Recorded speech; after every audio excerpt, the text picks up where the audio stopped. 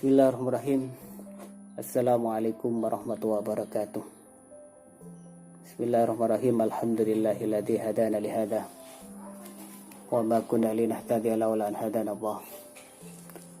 Wassalatu wassalamu ala Rasulillah Muhammad ibn Abdullah wa ala alihi wa sahbihi mawalah. Rabbi shrah li sadri wa yassir li amri wahlul 'uqdatam min lisani yafqahu qawli, amma ba'd.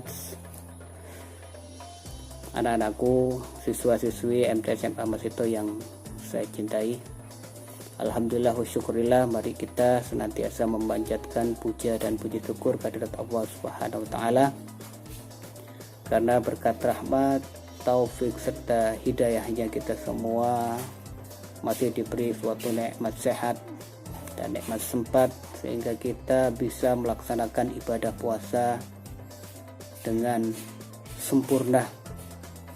Walaupun ibadah puasa kita kali ini merupakan ibadah puasa bulan puasa yang lain dengan tahun yang kemarin. Kalau tahun-tahun kemarin kayaknya begitu ramai, begitu ya luar biasa. Tapi pada saat ini kita melakukan ibadah puasa di masa pandemi virus ya wabah corona, dan kita melaksanakan ibadah puasa dan amalan-amalan di dalam ibadah puasa, baik sholat maupun ya sholat tarawih ini ada pembatasan. Malah pemerintah menganjurkan berdiam di rumah, kemudian beribadah di rumah. Tapi insya Allah tidak mengurangi keberkahan, ya insya Allah tidak mengurangi keberkahan di dalam melaksanakan ibadah puasa. Salawat masalam tetap diaturkan kepada Nabi Muhammad SAW beserta sahabat-sahabatnya dan tabi'in yang insya Allah kita termasuk di dalamnya, amin ya rabbal alamin. Anak-anakku yang saya cintai, di dalam pondok Ramadan yang dilaksanakan dengan ya secara online ya, ini kita tahu bahwasanya bulan Ramadan ini merupakan bulan yang sangat berkah ya, merupakan bulan yang berkah di antara beberapa bulan, sehingga jauh sebelumnya di bulan Rajab Rasulullah SAW sudah mengajarkan kepada kita tentang doa keberkahan, dan insya Allah anak-anakku ini sudah hafal semua. Doanya bagaimana? Allahumma barik lana fi Rajab wa Sya'bana wa balighna Ramadan wa filana dunubahu. Jadi Allahumma barik lana, ya Allah berikanlah keberkahan kepada kami fi Rajab, di bulan Rajab, wa Sya'ban, dan bulan Sya'ban, wa balighna Ramadan, dan sampaikanlah umur kita di dalam bulan Ramadan, dan ampunilah dosa-dosa kami, wafilana dunubana. Ini menandakan bahwasanya bulan Ramadan ini merupakan bulan yang sangat berkah, dan juga banyak sekali keutamaan di dalam bulan Ramadan. Di antaranya juga ada sebuah hadis Nabi tentang penyambutan di dalam bulan Ramadan. Rasulullah SAW bersabda, man fariha bituhuli Ramadan haramallahu jasadahu ala niron. Ini sangat luar biasa hadis ini. Man fariha bituhuli Ramadan, barang siapa yang senang, barang siapa yang gembira, man fariha bituhuli Ramadan, dengan masuknya bulan Ramadan, senang dengan masuknya bulan Ramadan, haramallahu jasadahu ala niron. Jadi Allah sudah mengharamkan jasad kita dari api neraka. Ini sungguh sangat luar biasa. Jadi ketika kita senang dengan bulan Ramadan, datangnya bulan Ramadan gembira, nah ini suatu keistimewaan yang sangat luar biasa. Allah sudah mengharamkan jasad kita karena senang jasad kita dari api neraka. anak-anakku yang saya banggakan, saya tidak membahas masalah fadilah bulan Ramadan. Yang saya bahas pada kali ini adalah hakikat puasa, etika puasa ya. Jadi etika puasa. Nah, ada beberapa hal yang perlu saya sampaikan ya tentang etika berpuasa.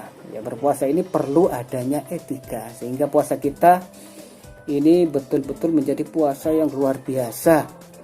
Jadi puasa yang istimewa ya. Yang pertama apa? Etika di dalam berpuasa. Yang pertama adalah mengakhirkan sahur. Ya, mengakhirkan sahur. Yakni makan atau minum akhir malam menjelang subuh tiba ya.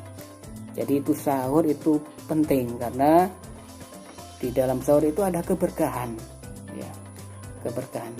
Jadi kita jangan sampai tidak sahur ya. Kadang ada sebagian orang ya makan dikenyangkan setelah sholat tarawih, kemudian tidur, tidak usah sahur, kemudian bangun subuh. Nah, itu etika berpuasa seperti itu tidak benar ya. Sehingga Rasulullah SAW itu ya bersabda tentang anjuran untuk sahur ini, tasahuru fa inna fis sahuri barakatun ya. Sahurlah kalian karena sungguhnya pada santapan sahur itu ada keberkahan ya. Jadi yang paling baik itu adalah mengakhirkan sahur ya. Kemudian yang kedua, menyegerakan berbuka apabila memang sudah waktunya tiba berbuka. Jangan ditunda ya, karena kita merasa kuat, puasa kita merasa kuat, kemudian kita bukanya setelah sholat isya. Tidak boleh.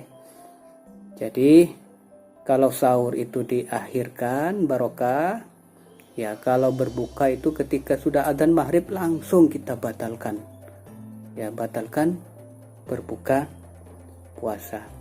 Rasulullah SAW bersabda, lis-shaimi farhatani yafrahu bihima farhatun inda iftarihi wa farhatun inda liqa'i rabbih. Jadi orang berpuasa itu ada dua kegembiraan. Kegembiraan yang pertama farhatun inda iftarihi, kegembiraan ketika sudah masuk waktunya adzan maghrib ya. Ketika adzan maghrib yang kita tunggu-tunggu ya, itu merupakan suatu kesenangan, merupakan suatu kegembiraan bagi orang yang berpuasa. Maka segeralah ya, segeralah kita langsung membatalkan puasa kita ya. Jadi ketika adzan maghrib ya. Jadi yang kedua, wa farhatun inda liqa'i rabbih.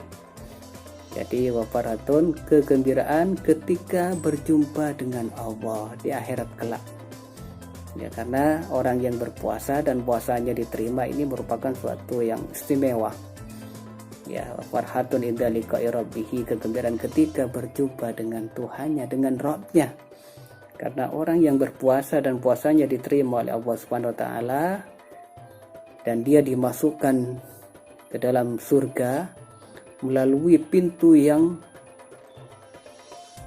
khusus bagi orang yang diterima ibadah puasanya, yaitu Ar-Rayyan ya, pintu surga namanya Ar-Rayyan ya.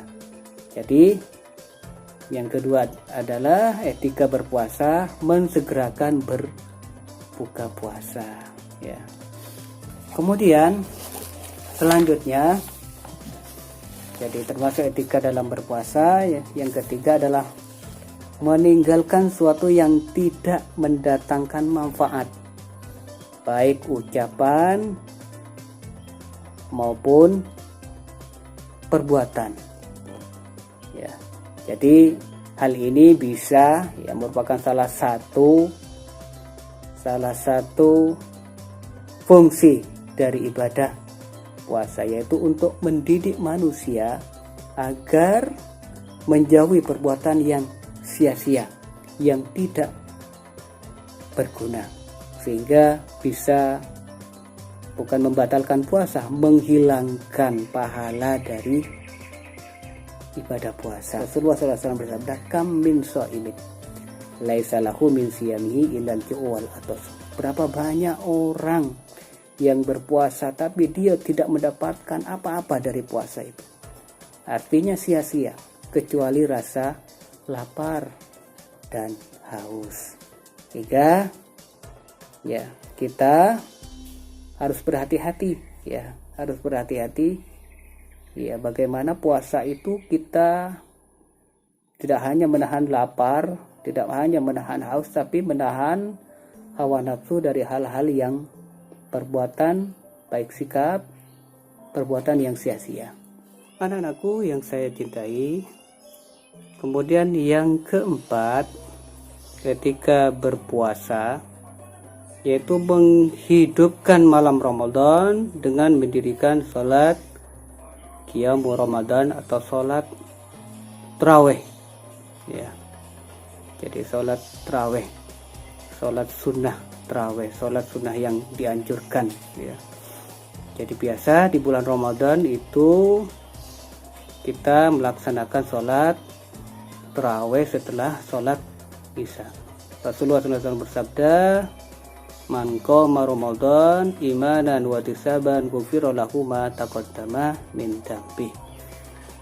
Jadi barang siapa yang mendirikan sholat di bulan Ramadan, artinya ini sholat tarawih, dengan penuh keimanan dan penuh dengan keikhlasan, hanya mengharap ridha Allah, maka Allah mengampuni dosa-dosa yang telah lalu ya. Jadi sholat tarawih ini adalah hukumnya sunnah. Jadi sesuai dengan hadis ya yang diriwayatkan oleh Imam Bukhari ya, dari Ibnu Urwah ya, dari Aisyah, bahwa Rasulullah SAW pada malam bulan Ramadan beliau pergi ke masjid, kemudian melaksanakan sholat sunnah tarawih. Nah, kemudian para sahabat juga mengikutinya. Nah, kemudian malam bulan Ramadan yang kedua juga seperti itu. Ya. Kemudian baru malam yang ketiga Rasulullah tidak ke masjid, mendirikan sholat sunnah tarawih di rumah. Karena apa? Karena khawatir umatnya sholat tarawih ini dianggap menjadi sholat yang wajib ya. Jadi padahal itu adalah sunnah ya. Jadi khawatir Rasulullah SAW umatnya tidak akan mampu, umatnya tidak akan kuat kalau sholat tarawih ini dijadikan ya sholat wajib ya. Sehingga dengan hadis tersebut ini menandakan bahwa sholat tarawih ini adalah hukumnya adalah sunnah muakkad yang dianjurkan khusus di bulan Ramadan. Kemudian yang kelima ya, yang kelima etika di dalam berpuasa ya, memperbanyak zikir, tadarus Al-Quran ya, kemudian banyak doa panjang hari, apalagi dianjurkan berada di rumah pada masa pandemi ini ya. Tentunya kita manfaatkan dengan baik dengan memperbanyak zikir kepada Allah, memperbanyak tadarus, dan juga doa ya. Jadi doa ini jangan lupa ya, karena doanya orang yang berpuasa ini adalah doanya yang mustajab sesuai dengan sabda Rasulullah SAW. Jadi salah satun la turaddu da'watuhum ya. Jadi ada 3 doa yang tidak akan tertolak Apa itu? Yang pertama adalah al-imamul adil. Jadi imam yang adil, ya pemimpin yang adil, itu adalah doanya tidak tertolak. Kemudian yang kedua, wasaimu hatta yuftira. Jadi orang yang berpuasa. Jadi doanya orang yang berpuasa hatta yuftira, sampai dia berbuka. Kalau puasa kita terjaga dari hal-hal yang sia-sia, insya Allah doa kita akan mustajab, doa kita akan diterima oleh Allah Subhanahu wa Ta'ala. Sehingga kita di dalam bulan Ramadan ini jangan lupa kita banyak dzikir, banyak berdoa. Nah, kemudian yang ketiga, salah satu doa yang tidak akan pernah ditolak ya oleh Allah Subhanahu wa Ta'ala, wa da'watul mazlum, yaitu doanya orang yang teraniaya. Orang yang teraniaya itu doanya sangat mustajab. Hati-hati, kita jangan sampai menganiaya orang ya. Di dalam Al-Quran Allah Subhanahu wa Ta'ala berfirman di dalam surat Al-Baqarah ayat 186 yang saya sampaikan tadi ya, bahwa dari surat Al-Baqarah dari ayat 183 sampai 188 itu berbicara tentang ibadah puasa. Tapi di antara ayat itu di antara ayat itu di dalam surat Al-Baqarah ayat 186 itu berbicara tentang masalah doa ya. Jadi kalau secara berurutan masalah ayat itu tidak ada hubungannya dengan ibadah puasa, tapi seakan-akan itu selingan ya. Tapi ternyata itu sangat berarti bagi kita. Jadi di antara ayat itu berbicara tentang masalah puasa, kemudian di tengah-tengah itu berbicara tentang doa. Ini menunjukkan bahwa ya bahwa Allah Subhanahu wa Ta'ala ya akan mengabulkan doa-doa orang-orang yang beriman dan orang-orang yang bertakwa di dalam menjalankan ibadah puasa sesuai dengan tujuan dari ibadah puasa itu, la'alakum tattaqun ya, supaya kita bertakwa. Nah, di dalam firman Allah Subhanahu wa Ta'ala di dalam surat Al-Baqarah ayat 186, a'udzubillahi minasyaitonir rajim, bismillahirrahmanirrahim, wa idza sa'alaka ibadi anni fa inni qarib, dan apabila hamba-hambaku bertanya kepadamu tentang aku, maka jawablah